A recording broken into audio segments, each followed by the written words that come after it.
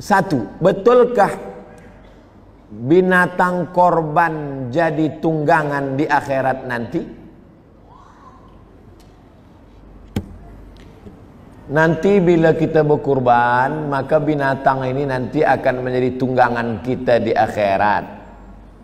Ada hadis, ada pendapat ulama, ada ijtihad ulama. Ada seorang ulama yang tidak mau, pokoknya dia kalau sudah keluarkan fatwa tak boleh tawar-menawar. Berkurban mesti 7 orang dalam 1 ekor lembu. Bagaimana kalau ditambah dengan kambing? Oh, tak boleh, karena nanti dia akan tunggangan dia lembu. Kita sekarang berhadapan dengan orang yang rasional. Saya tak nak 1 lembu dengan awak lah. Dia berpikir. Ini memahami targhib wa tarhib, motivasi. Targhib bagi motivasi, tarhib membuat takut. Jadi cerita tentang hewan kurban menjadi tunggangan itu ada dalam kitab. Tapi memahaminya secara akli itu boleh membuat orang nanti menjadi ikhtilaf. Karena ini maknanya motivasi, membagi kita semangat supaya seperti dalam perjalanan di dunia saja kita tak nak berjalan kaki, apalagi nanti di akhirat. Adapun yang kita alami nanti di akhirat itu, mala a'yunun ra'at, tak pernah ditengok mata, wala udhunun sami'at, tak pernah didengar telinga, wala khatara ala qalbi bashar, tak pernah terlintas di hati manusia. 2. Korban itu fadilatnya apa? Ma'amila adamiyun min amalin, tidak ada amal anak Adam, manusia, yang paling mulia hari ini, yauman nahri, hari ini tanggal 10 ini, min iraqatid dam, menumpahkan darah. Amal yang paling mulia menumpahkan darah. Makna menumpahkan darah, menumpahkan darah hewan kurban. Wa innaha la ta'ti yaumal qiyamah, hewan kurban itu nanti akan datang pada hari kiamat. Dia datang, kambing-kambing yang dipotong tadi akan datang pada hari kiamat. Biquruniha, dengan tanduknya, wa azfariha, dengan kukunya, wa as'ariha, dengan bulunya.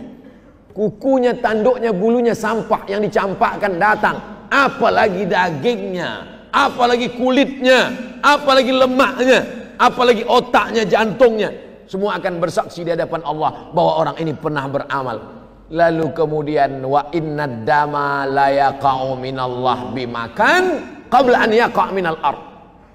Dipotong, menetes darah dari ujung pisau, secepat kilat jatuh ke tanah. Ada yang lebih cepat. Wa innad dama la yaqa'u minallah bimakan qabla an yaqa' minal ard. Sebelum darah menetes jatuh ke tanah, ampunan Allah lebih dulu turun kepada orang yang berkurban.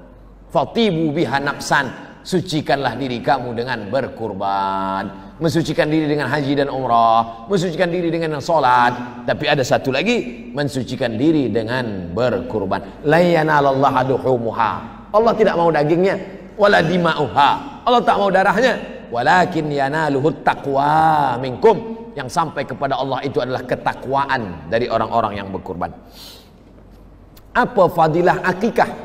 Kullu mauludin rahinatun biaqiqatihi, setiap anak tergadai, anak-anak kita tergadai dengan akikahnya. Kalau cincin tergadai, tebus. Kalau kereta tergadai, tebus. Bagaimana menebus anak yang tergadai? Tulbahu anhu yauma sabi'ihi, sembelihkan kambing hari yang ke-7.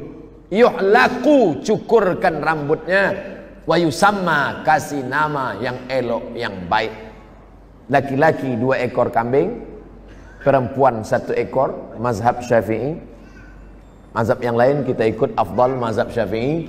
Lalu kemudian setelah itu bagaimana harinya? Afdal 7. 7 tak boleh, 14. Hari ke-14 pun tak boleh, 21. 21 pun tak juga tak boleh, busy, sibuk, tak ada macam-macam. Tak usah tengok tarikh lagi. Sebulan, 2 bulan, setahun, 2 tahun. Saya dah 50 tahun Ustaz. Dulu masa kecil belum ada akikah, sekarang buat akikah. Oh sekarang tak usah dulu sebab banyak kambing. Tunggu agak sebulan 2 bulan, beli kambing akikah. Umur 50 tahun. Tapi potong kambing saja. Jangan nak minta ayun. Nah, dulu orang akikah diayun. Umur 50 diayun, patah tiang ayun. Minta nasihat bagi orang yang selalu meninggalkan mengambil ringan tentang salat. Man taraka salata muta'ammidan. Siapa yang meninggalkan salat secara sengaja, faqad kafara jihara, maka kafirlah dia secara nyata. 2. La kafarata laha illa dzalik. Salat tak boleh ditebus dengan haji. Salat tak boleh ditebus dengan zikir. La kafarata laha. Tak ada yang dapat membayar salat kecuali salat itu sendiri. Mazhab 4 sepakat, Hanafi, Maliki, Syafi'i, Hambali. Salat yang lama-lama dulu wajib diqadha, wajib diganti. Lepas salat zuhur, qadha zuhur. Usolli fardhu zuhri 4 raka'atin qadha'an. Oh, Ustaz Somad tadi qadha lah. Itu jamak qasar sebab nak musafir. 3. Bahwa orang yang meninggalkan salat menghancurkan agama. Nanti bila tuan-puan sampai ke Raudhah, tempat mihrab Nabi sujud, tengok di tiang sebelah kiri ada tulisan As-salatu imaduddin. Salat tiang agama. Kenapa masjid megah, mewah, cantik kita boleh ada di dalam? Kerana ada tiang yang kuat. Kalau ma'uzubillah tiang ni iman, tiang adalah salat, maka hancur salat sebab tiangnya lapuk. Maka Abu Bakar Siddiq ketika dia naik menjadi khalifah, apa khutbah dia? Qumu ila salatikum yarhamkumullah. Tegakkan salat, rahmat Allah turun. Nabi sebelum meninggal apa pesan dia? As-salah, as-salah. Sejalan antara pesan Nabi dengan pesan Sayyidina Abu Bakar Siddiq. Salat, salat. Jangan terima menantu yang tak sembahyang. Yang sudah diterima, apa boleh buat? Ajak-ajak ajalah sembahyang. Kerana dia akan menjadi imam, akan menjadi pemimpin, akan menjadi panutan, akan menjadi contoh suri tauladan. Semuanya diberikan rahmat dan keberkatan dari Allah. Assalamualaikum Ustaz. Waalaikumsalam warahmatullahi wabarakatuh. Semoga kita semuanya diberikan rahmat dan keberkatan dari Allah. Amin ya rabbal alamin. Apa hukum menyokong pasukan bola sepak Manchester United yang lambangnya ada setan?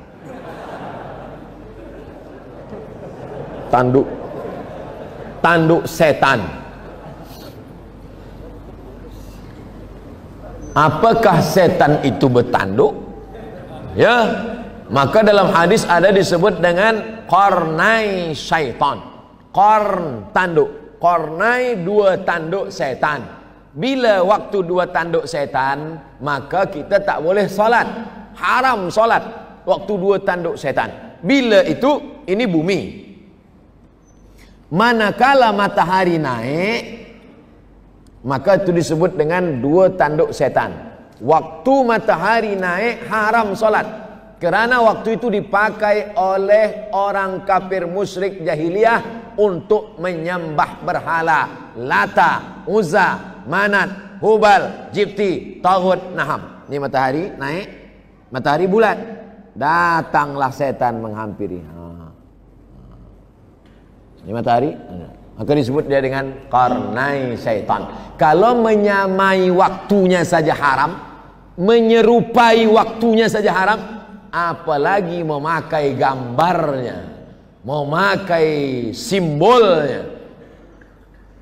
Man tashabbaha biqaumin, siapa yang menyerupai suatu kaum, fahuwa minhum, maka dia bagian dari kaum itu.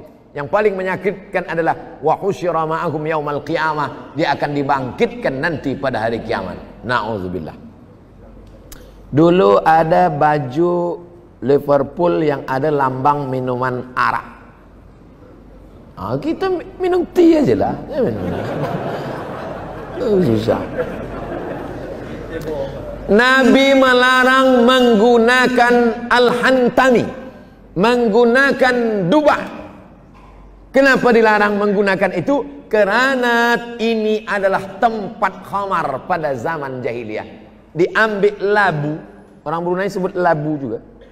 Labu, buah labu isinya dikeruk, kemudian dijemur di panas matahari, kemudian setelah kering dituang khamar ke dalam. Itu yang dipakai drunken master, yang bentuk labu. Haram mengisi itu dengan air, tak boleh. Kenapa? Karena menyerupai. Karena bila saya pakailah labu itu, letakkan di bilik tamu. Tamu datang ke rumah, dia tengok, oh, Ustaz Somad ceramah, patutlah dia berapi-api, rupa dia minum khamar juga. Tasyabuh, menyerupai. Apalagi ini ada yang lambang. Oleh sebab itu berhati-hati dengan lambang. Saya pergi ke Port Said. Port Said pelabuhan di Mesir, murah membeli barang-barang sebab tak ada cukai. Saya belilah topi satu. Wow, kemana-mana saya pakai. Orang heran. Oh, cantik ya, cantik. Pergi saya ke masjid di Mahallah Kubra di Mesir. Sampai di situ dipanggil. Ada seorang solat syekh di masjid, dia panggil. Indonesia, tahan. Saya pun datang.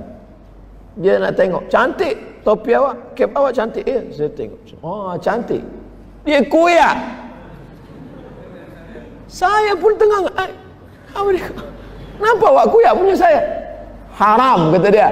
Sebab di sini ada simbol-simbol yang merusakkan keimanan. Sampai mati saya ingat. Sebab saya sayang betul dengan topi.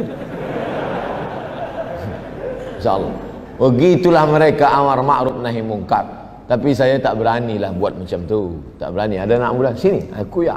Dia minta ganti. Tapi saya pernah mengalami begitu amar ma'ruf nahi mungkar.